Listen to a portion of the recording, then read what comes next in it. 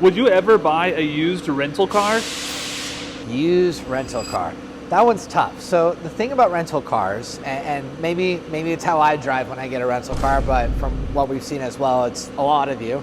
So we're all in the same boat, is that typically on a rental car, those are like the most heavily abused, heavily driven vehicles. And so when you go and you purchase a used rental car, like from the place with the big E, or the one with the yellow and black and it's got an H in it, right? Those types of guys. It's not like it's bad. It's just there's gonna be progressive wear and tear. So like when they sell their cars between 40 and 60,000 miles, or even 60 to 80,000 miles, we're gonna see wear and tear items that is gonna appear or feel or look like, without knowing the mileage, a 150,000 mile car. Just because brakes, suspension, control arms, those types of things in particular get so abused and so worn down while people are driving those vehicles that they're gonna have early onsets of needing those types of repairs. A lot of times, and I'm not saying it's all the time, but a lot of times we also see that sometimes those types of vehicles, it's pretty easy for them to skip their normal maintenance schedules, or they really do follow the 7,500 or 10,000 miles on their oil changes.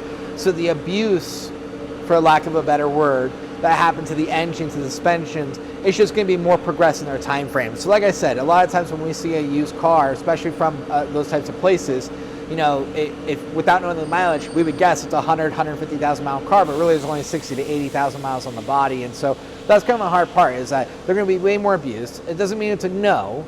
It's just you're going in with a lot more caution. So the aspect of pre-purchase inspections, meaning that before you actually buy the car, you go to the dealership and you ask them, hey, is it cool if I have my local mechanic take a look at it? It's extremely important that process happens. One rule of thumb is that if you're ever looking at a used car, or let's say you're in this particular situation and you're saying, hey, I want to get a pre-purchase inspection done before I buy it, and they say no, huge red flags, probably not worth buying the car.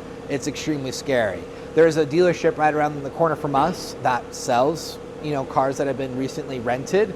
And every single time that they hear that Accurate Automotive is doing the used inspection and they're worried about how that inspection will come out, they will just tell the customer, hey, it's not going to pass their inspection, so it's not worth going into it. And so using that as a cautionary item, right? If they tell you no, they don't want you to do it, probably a red sign that something shitty is underneath your car.